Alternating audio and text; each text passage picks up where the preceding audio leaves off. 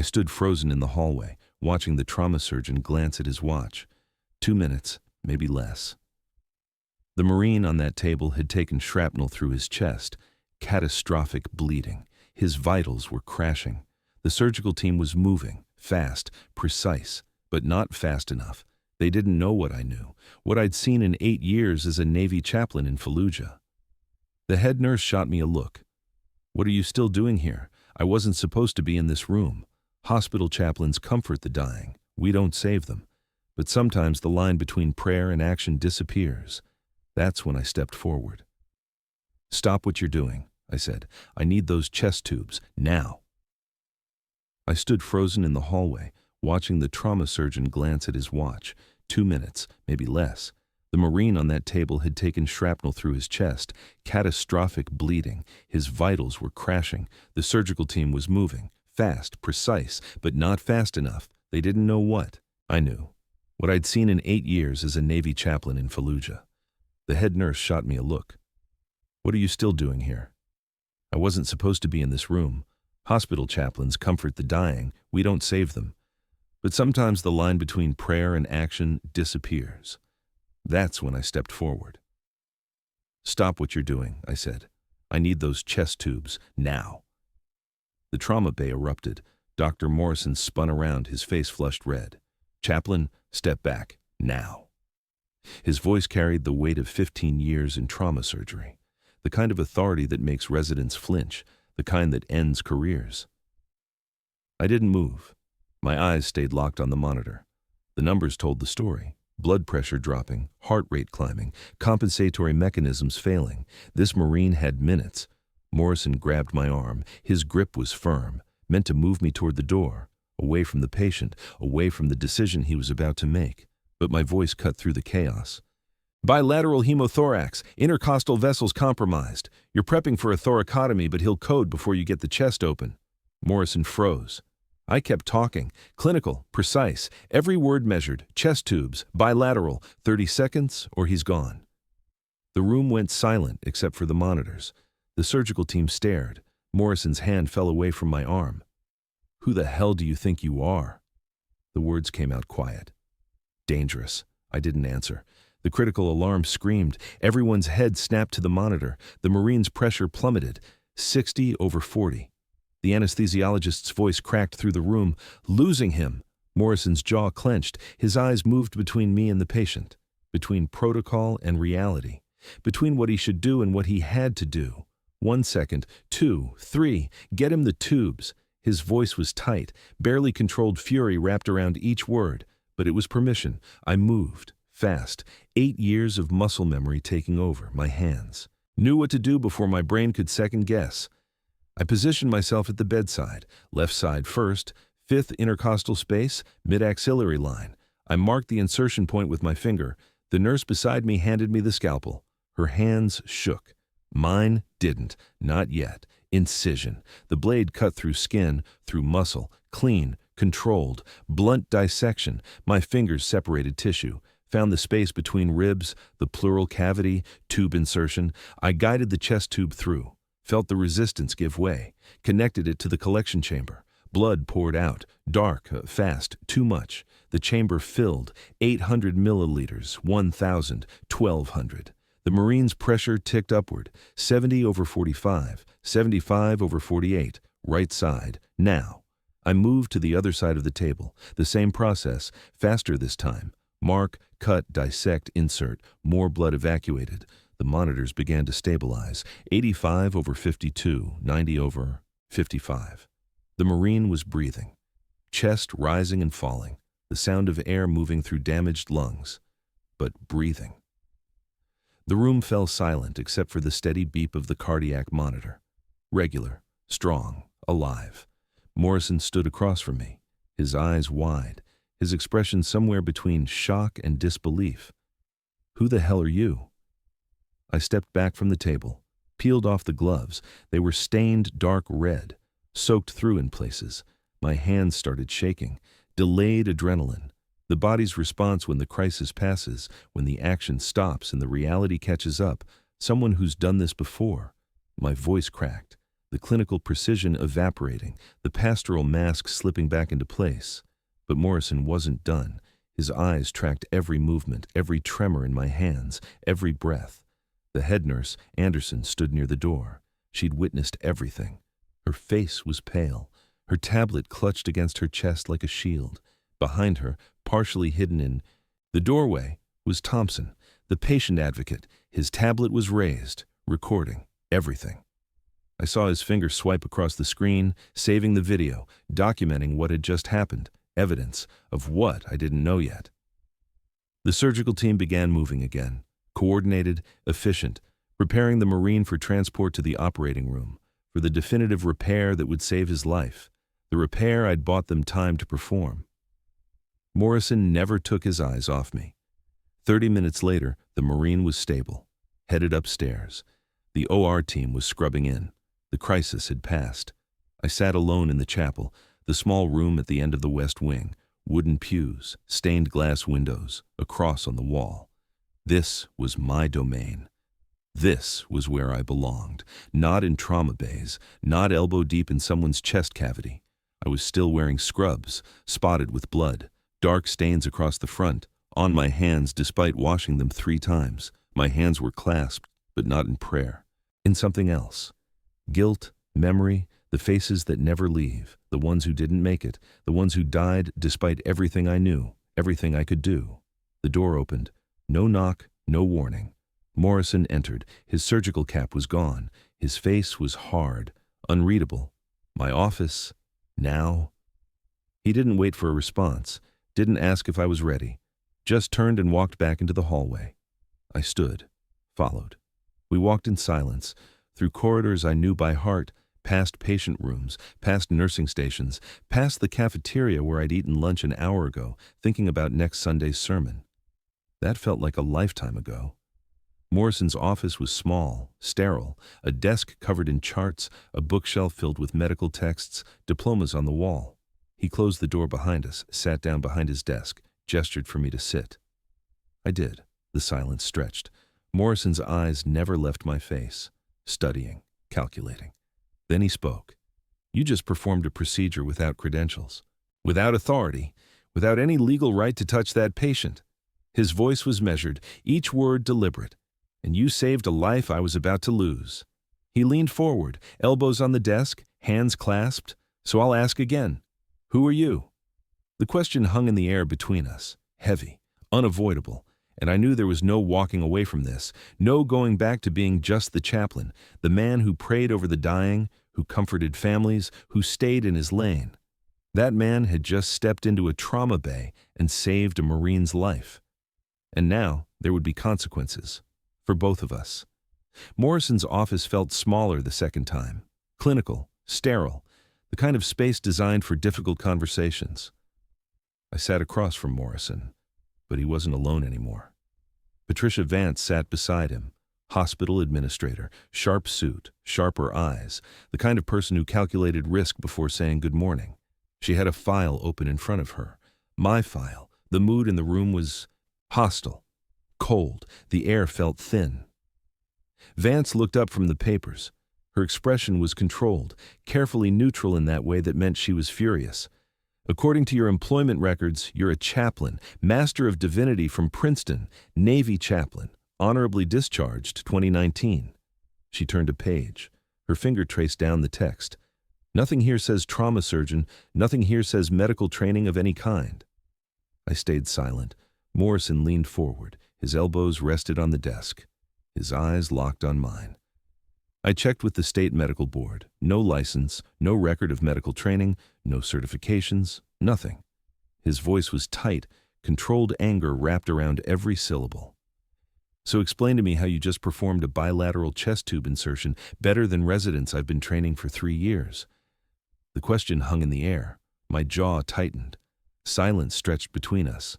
10 seconds, 20, 30. Then I spoke. I wasn't always a chaplain. My voice came out. Quiet. Measured. Each word carefully chosen. Before seminary, I was a Fleet Marine Force corpsman. HM 8404. Morrison's expression shifted. Recognition flickered across his face. He knew what that meant. Navy corpsman. The medics who run into fire with Marines, who perform battlefield surgery when there's no surgeon within 50 miles, who make life and death decisions in the back of vehicles under enemy fire. 3 deployments, Fallujah, Sangin, Marja. The names felt heavy in my mouth. Places that changed people, places that broke people. I was embedded with 2nd Battalion, 7th Marines. I paused.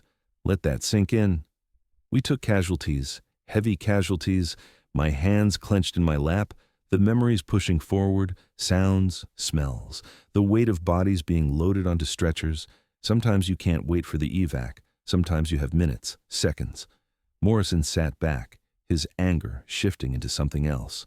Understanding, maybe, or respect. Vance's expression hadn't changed. She was calculating. Risk assessment happening behind those cold eyes. I kept talking, the words coming faster now. I've placed chest tubes in the back of moving WVs, in blown-out buildings under enemy fire. I've done emergency thoracotomies with a Leatherman and duct tape. The specificity mattered. These weren't stories. These were facts. 73 procedures, 47 patients. I met Morrison's eyes. 39 survived. The numbers landed like punches. Morrison and Vance exchanged looks. A silent conversation happening in glances. This wasn't amateur heroics. This wasn't some chaplain playing doctor. This was combat medicine. Elite-level trauma care under the worst possible conditions. The kind of experience you can't teach in a classroom. The kind you earn in blood. But then something shifted inside me. The memories I'd been holding back pushed through. The one face I could never forget. My voice changed, dropped. Patient number 48. I could see him, clear as day. Young. Face, scared eyes, Lance Corporal Justin Brooks, 22 years old, Baltimore. Every detail was burned into my memory, shrapnel through the chest, just like today. My hands balled into fists, nails digging into my palms. I placed the tubes, did everything right, followed every protocol, every step I'd done dozens of times before. My voice cracked, but he coded anyway. Massive transfusion protocol. I couldn't stop the bleeding, couldn't save him. The room was silent except for my voice. He died in my arms while I was still trying, while I was pouring blood into him, while I was doing compressions, while I was begging him to stay. I stopped, swallowed hard. His last words were, "Tell my mom I wasn't scared." The silence that followed was heavy, suffocating. Morrison's anger had evaporated. His expression was softer now, the look of someone who understood loss. I forced myself to continue. After that, I couldn't do it anymore. Couldn't watch another kid bleed out. Couldn't make another decision that meant life or death. My voice was barely above a whisper. So I got out, went to seminary, became someone who comforts people after the fighting is done, not someone who does the fighting. I looked directly at Morrison. I came here to pray for the dying, not to save them, that life was supposed to be over. Morrison opened his mouth to respond, but the door burst open. Anderson stood in the doorway. Her face was pale, panicked. "Dr. Morrison, we have a problem." Her words came out fast, urgent. "The patient advocate Thompson is filing a formal complaint, says he witnessed an unlicensed individual performing invasive procedures." My stomach dropped. The Marine's family is here and they're asking questions. They want to know who saved their son. Anderson hesitated. Her eyes flicked to me, then back to Morrison. "And there's a reporter in the lobby. Someone tipped them off about a rogue chaplain playing doctor." Vance stood. Her face had gone pale. All that careful control, cracking. "This is a nightmare." Her voice was sharp, cutting. "If the state board finds out we allowed this, we could lose our accreditation, our funding, everything." She turned to Morrison. "You authorized it. You gave him permission to touch that patient." Then to me, "You performed it. Without credentials, without authority." Her eyes were cold again, hard, and that Marine better damn well survive, because if he doesn't, you're both finished. Careers over, licenses revoked, legal action. All of it. Morrison stood, his jaw set, his expression grim. He turned to me. "You saved his life." A pause. but you might have just destroyed both our careers." The words settled over the room like a shroud. Everything I'd run from, everything I'd tried to leave behind, it had all come crashing back. And now there would be consequences, not just for me, for Morrison, for the hospital, for everyone. The scene shifted. 2 floors up, the ICU. Corporal Jennings lay unconscious, tubes running into his arms, his chest, monitors tracking every heartbeat, every breath. His mother sat beside him, her hand wrapped around his, her face streaked with tears. She was praying, whispering words of gratitude to a God who'd sent someone to save her son. She didn't know that same someone was currently facing professional destruction 2 floors below. Didn't know that the man who'd saved her son had violated every rule. Didn't know that his act of salvation might cost him everything. The monitor beeped. Steady, regular, alive, for now. But the battle wasn't over. It was just beginning. And this time, the enemy wasn't shrapnel or blood loss. It was bureaucracy, legal liability, institutional self-preservation, the things that didn't care about saved lives, only about rules. And I'd broken every single one. 24 hours later, everything had collapsed. My badge was confiscated, administrative leave, banned from patient areas. The words felt surreal, like something happening to someone else, but it was real. Morrison was under review, formal investigation, his surgical privileges suspended pending the board's decision. The hospital's legal team was in full damage control mode, meetings behind closed doors, hushed conversations in hallways, everyone covering their exposure, and Thompson had become the face of it all. The patient advocate, self-righteous, ambitious. He'd found his moment. His interviews were everywhere. Local news, hospital newsletters, social media, unqualified individuals playing God with patients' lives. He said it with conviction, with moral certainty. This is about dangerous vigilantism in healthcare, about protecting patients from reckless actions. The narrative was clean, simple, compelling. I was the villain. Morrison was the enabler. The hospital board was scheduled to meet in 48 hours to decide our fates. I knew how it would end. 2 floors up, something was changing. Corporal Jennings woke up, weak, disoriented, but alive. His mother was there, had barely left his side since he arrived. She asked the attending physician who performed the procedure that saved him. The doctor deflected, awkwardly, talked about the surgical team, the coordinated effort, standard medical speak. But Jennings remembered. Fragments through the haze of trauma, images that didn't quite fit together. There was someone else, before surgery. His voice was rough, damaged from the breathing tube, someone who moved like a doc I had in Afghanistan. His mother pressed for answers, demanded them. The nursing staff stayed silent, conflicted.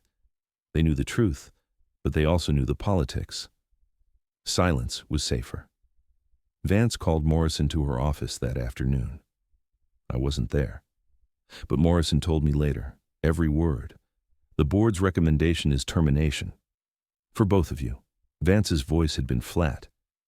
Matter of fact, they want this buried before it becomes a bigger story. You'll be replaced effective immediately. Davis will be let go with severance and an NDA. Morrison had erupted. He saved a life. I made the call to let him act because he was right, and I knew it. His voice rising, years of controlled professionalism shattering. Vance's response was cold. You violated every protocol we have, every standard of care, every legal safeguard. A pause. The fact that it worked out doesn't change that. Morrison stormed out, found me in the parking lot. I was packing my car, personal items from my office, books, photos, the small wooden cross that had sat on my desk. Everything that marked 3 years of chaplaincy. Gone. Morrison approached. His face was red, angry. Before either of us could speak, our phones lit up. Emergency broadcast. The alert tone cutting through the afternoon air. Mass casualty incident. Construction crane collapsed 6 blocks away. Multiple critical injuries incoming. All available personnel report immediately. Morrison looked at me. They're going to need everyone who can help. I shook my head. I'm not allowed in the building. You know that. Morrison's phone rang. He answered. The ER charge nurse. Her voice was panicked even through the speaker. "Doctor, we have 3 critical traumas arriving in 4 minutes. We're understaffed. The trauma surgeon on call is stuck in traffic across town. We need you, now." Morrison's jaw set. He ended the call, looked at me. "Come with me." I hesitated. "I'll make it worse for both of us." Morrison grabbed my shoulder, his grip firm. "Or you'll save lives. Isn't that why you learned how to do this in the first place?"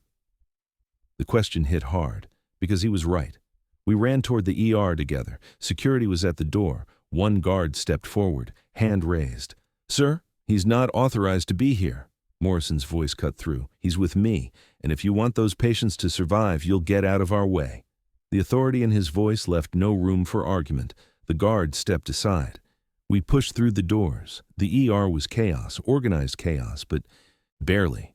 3 critical patients incoming, sirens wailing outside, staff running, trauma bays being prepared. The first ambulance arrived, chest trauma, young woman, early 20s, construction worker, rebar through the left side. Second ambulance, severed femoral artery, male, 40s, massive blood loss. Tourniquet applied in the field. Third ambulance, crushed pelvis, internal bleeding, unstable vitals. Morrison moved to the arterial bleed. His domain, vascular emergency.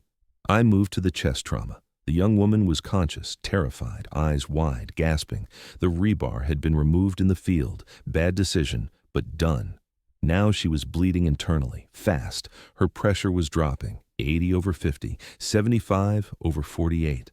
My hands shook, the fear rushing back, the doubt, the memory of failure. Then training took over. Muscle memory. 8 years of doing this under fire, under pressure, under impossible conditions. "I've got you." My voice was calm, pastoral, and clinical at once. The tone I used in the chapel, mixed with the precision I'd learned in combat. She looked at me, desperate, searching for hope. I didn't look away. My hands stopped shaking. I worked, fast, precise. 5th intercostal space, mid-axillary line. Mark the insertion point, scalpel, incision, blunt dissection. The movements were automatic, perfect. Chest tube insertion, blood evacuated, dark, fast. Her lung re-expanded, her vitals stabilized. 70/45, 80/50, 90/55. The ER staff watched in stunned silence. No one moved. No one spoke. Just the sound of monitors beeping. Regular, stable, alive. Near the doorway, I saw her, Jennings's mother. She'd heard the emergency broadcast, rushed down from the ICU. She stood there, watching me save this young woman with the exact procedure that had saved her son. Recognition dawned on her face. Beside her stood Thompson, the patient advocate, also drawn by the mass casualty alert, documenting, observing. He watched me work, watched the skill, the precision, the life being saved. His expression wavered, the narrative he'd been pushing, the dangerous vigilante, the reckless chaplain. It didn't match the reality in front of him, didn't match the young woman breathing, stable, alive. The other 2 patients stabilized. Morrison handled the arterial repair. Textbook perfect. The crushed pelvis was packaged for immediate surgery, stable enough to survive transport. All 3 were taken to the OR.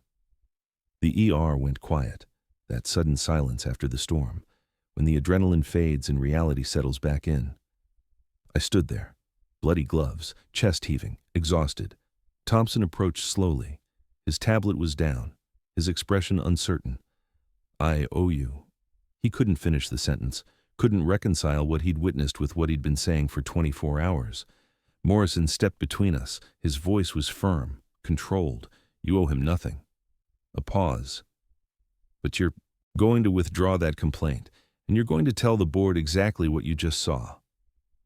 Thompson's mouth opened, closed. He looked at the trauma bay, at the blood, at the equipment, at the empty space where 3 dying patients had been, where 3 living patients now were, because of the skills he'd called dangerous, because of the man he'd called unqualified. He nodded slowly. "I'll withdraw it." His voice was quiet, defeated. Morrison didn't smile, didn't gloat, just nodded. Good. The weight of the moment settled over us. 3 lives saved, 2 careers maybe salvaged, 1 narrative completely destroyed. And in the doorway, Jennings's mother stood crying. Not from fear this time, from gratitude, from understanding, from knowing that the man who saved her son had just done it again, for someone else's daughter, someone else's family. That's what we do, I thought, in combat, in hospitals, in life. We save the ones we can. Even when it costs us everything, the hospital board convened 48 hours later. The conference room was packed, board members, legal counsel, hospital administrators. This was supposed to be a termination hearing. Everyone knew it, but something had shifted. Thompson spoke first. He stood at the front of the room. No tablet, no notes, just him. I was wrong. His voice was steady, clear. I witnessed this man save 3 lives in the mass casualty incident, not recklessly, not dangerously, with precision and skill that exceeded most trained physicians. He paused. His skills aren't vigilantism. They're extraordinary. And I allowed my concern for protocol to blind me to the value of what he could do. The room was silent. I'm withdrawing my complaint. Completely. He sat down. Jennings's mother stood next, tearful but firm. My son is alive because this man had the courage to act when others hesitated, when everyone else was preparing for surgery that would have come too late. Her voice broke. He saved my boy, and then he saved someone else's daughter. Punishing him would be unconscionable. She looked directly at me. Thank you. From the bottom of my heart. Thank you. Morrison stood. He carried a document, thick, professionally bound. We have a gap in our emergency response system. His voice was confident, authoritative.